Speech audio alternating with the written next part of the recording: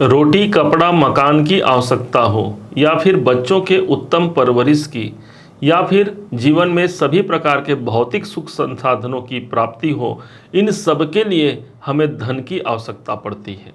क्यों आखिर हम धन बहुत कमाते हैं उसको बचा नहीं पाते? क्यों आखिर आर्थिक रूप से हम बहुत अधिक मेहनत करने के बाद भी वो पारिश्रमिक हमको नहीं मिल पाता जो हमको वास्तविक में मिलना चाहिए?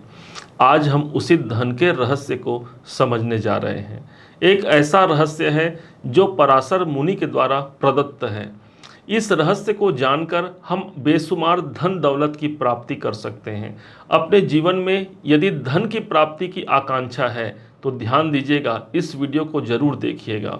कारण इसका ये होगा कि धन कौन नहीं चाहता। इस जीवन में एक तो गुणवंता और दूसरा धनवंता, दो ही लोग पूजनीय हैं और आज हम इसी धन के बारे में समझने जा रहे हैं। हम सब ये तो भली भांति जानते हैं कि द्वितीय भाव हमारे धन का होता है, लेकिन क्या आपको पता है कि जो छठा और 10वां भाव होता है ये भी धन का स्थान होता है। इसे अर्थ त्रिकोण कहा जाता है। पराशर मुनि ने हमें इस संज्ञा को दिखाया है, वो हम आपको बताने का प्रयास करते हैं। उससे पहले आपको बता दें, इस वीडियो को आप कुंभ लग्न के अनुसार देखिए, सटीकता ज़्यादा बैठेगी। अन्यथा इसे आप अपने कुंभ राशि के अनुसार तो देख ही सकते हैं।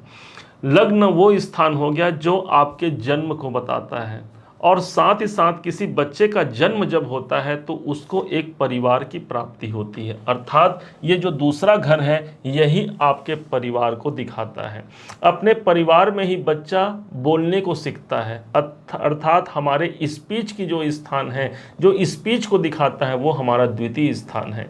यही वो स्थान है जो हमारे संस्कारों को दिखाता है। आखिर क्यों हम किसी को देख करके अंदाज़ा लगा लेते हैं कि भाई इसके पास कितना धन है, अर्थात ये जो दूसरा घर होता है ये हमारे धन की महत्ता अर्थात धन भाव को प्रदर्शित करता है। इस भाव के जो कारक होते हैं वो देवगुरु बृहस्पति होते हैं, और सबसे अच्छी बात ये हो गई कि इस भाव के जो स्वामी हैं कुंभ लग्न के अनुसार वो भी देवगुरु बृहस्पति ही बनते हैं। इसलिए आर्थिक रूप से वो आपको सदैव उन्नति के मार्ग पर अग्रसित करते हैं। अब कैसे हमको धन की प्राप्ति होगी, क्या करना होगा, क्या उपाय करने होंगे, इस सबको हम भली भांति एक एक करके समझते हैं। धन त्रिकोण की श्रेणी में दूसरा, छठवां और 10वां भाव प्रभावी होता है। उस हिसाब से ये द्वितीय भाव, यहाँ से ये छठवां घर और उसके बाद ये 10वां भाव, इन तीनों को मिला दिया तो एक ट्रेंगल बनता है, एक त्रिकोण बनता है, और इसे ही अर्थ त्रिकोण कहा जाता है। इस हिसाब से 12 नंबर की राशि है। 12 नंबर हमको दिखाता है विदेशों को। हो सकता है आपका कार्य क्षेत्र या फिर आप जहाँ से धन प्राप्त करना चाहते हैं वो कहीं दूर है। आप अपने जन्म स्थान से कहीं अन्यत्र जा कर के आप धन की प्राप्ति कर सकते हैं, चाहे विदेशों में करें या फिर किसी अदर स्टेट में जा कर के भी आप अपने धन की प्राप्ति को बढ़ा सकते हैं, या फिर आप वहाँ पर कार्यरत होंगे, ऐसा भी कहा जा सकता है। चूंकि 12 नंबर हमको दिखाता है हमारे खर्चों का। अब खर्चे ही उठ करके आ गए धन भाव पर, अर्थात एक तो खर्च अधिक हो सकते हैं या फिर आपके लिए ये कहा जाता है कि जितना अधिक आप दान करते हैं उतना ज़्यादा धन की प्रबलता सिद्ध होती है, बढ़ती है। 12 नंबर की राशि को हम खर्चे के साथ साथ दान से जोड़ते हैं। इसलिए कुंभ लगन या कुंभ राशि के जो भाई बहन होते हैं वो अत्यधिक दान देने पर विश्वास रखते हैं, चाहे किसी भी रूप में हो, और यही है इनके धन की प्रबलता।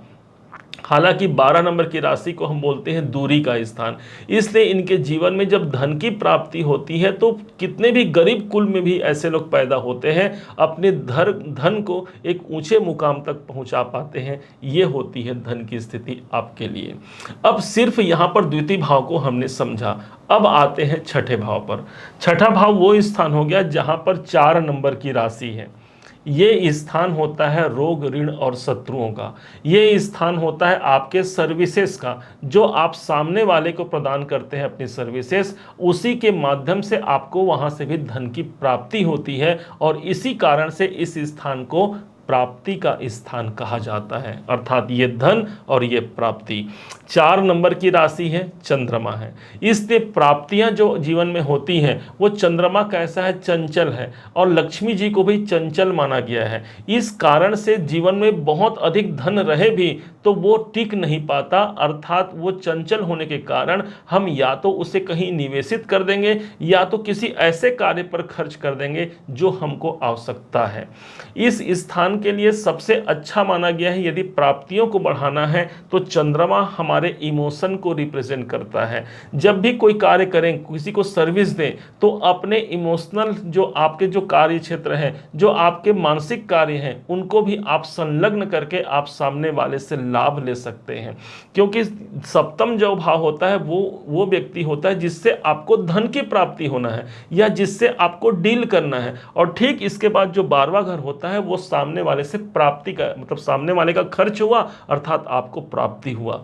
यही चंद्रमा है। चंद्रमा रिप्रेजेंट करता है माता जी को, इसलिए जीवन में कोई बड़ी समस्या आ जाए तो माता जी के द्वारा हमको कुछ ऐसे संकेत या आशीर्वाद मिल सकते हैं जिसके माध्यम से हम प्राप्तियों को आगे बढ़ा सकते हैं।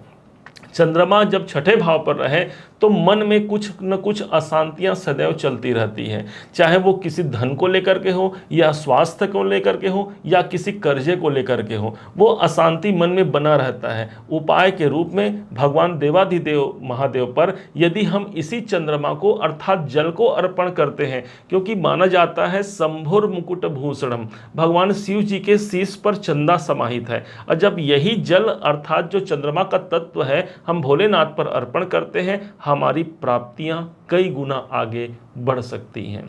अब समझते हैं हम सीधे दसम भाव को, जो इस अर्थ त्रिकोण के सबसे मजबूत स्थानों के रूप में माना जाता है। कारण इसका यह है, यही वो स्थान है जो आपके करियर का स्थान है। 8 नंबर की यहाँ पर राशि बनी हुई है। देखिए, हमारे पास आपकी जन्म पत्रिका तो नहीं है और न ही हम किसी गोचर को यहाँ पर ले रहे हैं, सिर्फ और सिर्फ इस नंबर के आधार पर, इस भावों के आधार पर हम आपको 100% बताने का प्रयास कर रहे हैं। देखते हैं कितनी सटीकता बैठती है। 8 नंबर की राशि है। 8 नंबर की राशि काल पुरुष की कुंडली में रुकावट को दिखाता है, जो कि हमारे कैरियर भाव पर है। इसलिए हमको ये भी देखने को मिलता है कि हमारे कार्य में जहां एक निरंतरता बनती है, तुरंत कोई ना कोई एक रुकावट सामने आ सकती है। ये 8वें भाव का परिणाम है। लेकिन इनके जीवन में, कार्य क्षेत्र में कोई ऐसा परिवर्तन जरूर होता है जो रातों रात इनके तकदीर को बदल सकता है, क्योंकि 8वां घर जो होता है वो परिवर्तन का होता है और यही हमारे कैरियर के घर पर है। इसलिए बड़े परिवर्तन, बड़े जो बदलाव को लेकर के ये आपके कैरियर भाव पर ये विद्यमान है। ऐसे लोग अपने कार्य को एक टाइम बहुत लंबे समय तक नहीं करते, या फिर यूँ माने कि पूरे जीवन चक्र में अपने कार्य क्षेत्र को चेंज जरूर करते हैं। कारण कि वहाँ पर मंगल 8 नंबर की राशि है। अब इस भाव के जो स्वामी हैं वो है मंगल। मंगल को हम सेनापति बोलते हैं। इस हिसाब से आपके अंदर वो सेनापति की भांति वो भावना रहती है कि मैं किसी भी स्थिति हो जाए, मैं अपने उन संघर्षों से घबराऊंगा नहीं और मैं अपने कैरियर को नेक्स्ट लेवल तक लेकर के पहुंचूंगा ही पहुंचूंगा। और यही जो मानसिकता आपकी है, यही आपको प्रबल राजयोग से उत्पन्न होती है, अर्थात वो जन्मजात आप लेकर के बैठे हैं।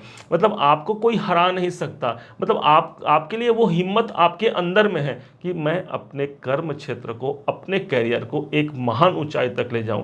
चूंकि दसम भाव का जो कनेक्शन होता है वो धन से होता है, इसलिए कार्य क्षेत्र से ही तो हमको धन की प्राप्ति होना है और धन भी यहां पर बढ़ने की प्रबलता यहां पर सिद्ध होती है। अब यदि मान लीजिए आपके जन्म कुंडली में देव गुरु बृहस्पति, जो कि द्वितीय भाव के कारक होते हैं, यदि मान लीजिए छठे भाव पर हो या फिर 10वें घर पर हो, तो दसम भाव पर होंगे तो इनकी 5वीं दृष्टि धन भाव पर पड़ेगी। यदि छठे भाव पर हो तो इनकी 9वीं दृष्टि धन भाव पर पड़ेगी।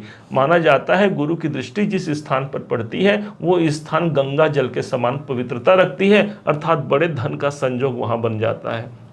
यहीं पर देवगुरु बृहस्पति मान लीजिए अष्टम भाव पर है तो इनकी एक 7वीं दृष्टि पड़ेगी धन भाव पर, वो भी धन प्राप्ति के लिए एक बहुत बड़ा सोर्स निकल करके सामने आता है।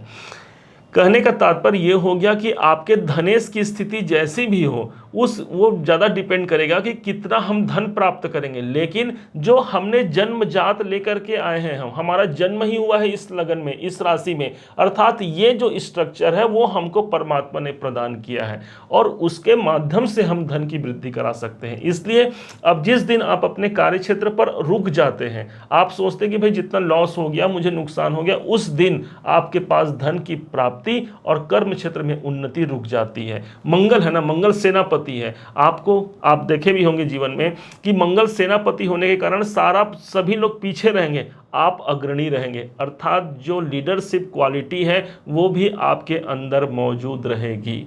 अब कैसे हम अपने आर्थिक लक्ष्य को प्राप्त करके बेशुमार धन दौलत इकट्ठा कर पाते हैं, इसको अब आप बड़े ध्यान से समझिएगा। ये जो दूसरा घर है, इस भाव पर गुरुदेव 12 नंबर की राशि है, अर्थात सबसे पहले धन बड़ा बनाने के लिए आप कुछ न कुछ दान देने का प्रयास कीजिए। जो भी भगवान ने हमें दिया है उसके अनुसार यदि हम दान करते हैं, हमारा धन बढ़ेगा। 1 रुपए का ही दान दीजिए, लेकिन वो दान निष्ठापूर्वक किसी को कर दीजिए, निश्चय मानिए धन बढ़ेगा। 12 नंबर की राशि है, 12वें घर को दिखा रही है, इसलिए हो सकता है इस धन की प्रबलता को आगे बढ़ाने के लिए आपको किसी चिकित्सालय में भी धन आपको लगाना चाहिए, क्योंकि यहाँ पर धन की बात हो रही है। आप 1 रुपए देंगे, एक गाना सुना होगा आपने, गरीबों की सुनो वो तुम्हारी सुनेगा, आप 1 रुपए देंगे वो 10 लाख देगा। तो इसका मतलब ये हो गया कि हम यदि उस धन को दान कर पाते हैं तो वो हमको बढ़ोतरी करता है। जब जब आप निवेश करते हैं, निवेश के रूप में आपके पास बड़ा धन रहेगा, क्योंकि 12वां जो घर होता है वो निवेश को दिखाता है, उसकी राशि बनी हुई है धन भाव पे। तो यदि हम अपने पास धन रखने के बजाय यदि उसे इन्वेस्ट करते हैं, उसे निवेश करते हैं, तो धन हमारा बढ़ता है। इस घर पर 12 नंबर की राशि पर गुरु बैठे हैं धन भाव पर। इसका मतलब घर का जो ईशान दिशा है वहां पर आप देव गुरु बृहस्पति की तस्वीर लगा सकते हैं। वहां पर आप चाहें तो अपने गुरुवर का तस्वीर लगा लें या भगवान शिव शंकर का तस्वीर लगा सकते हैं। इस माध्यम से हम अपने द्वितीय भाव को एक्टिवेट कर लिया, मजबूत कर लिया हमने। और चूंकि गुरु का संबंध ज्ञान से होता है, तो जितना ज़्यादा आप अपने अंदर ज्ञान को बढ़ा पाते हैं, धार्मिक ग्रंथ को आप पढ़ पाते हैं, अपने सब्जेक्ट से जुड़े हुए कोई नया आप ज्ञान ले पाते हैं, उतना ज़्यादा आपके धन की वृद्धि होती है।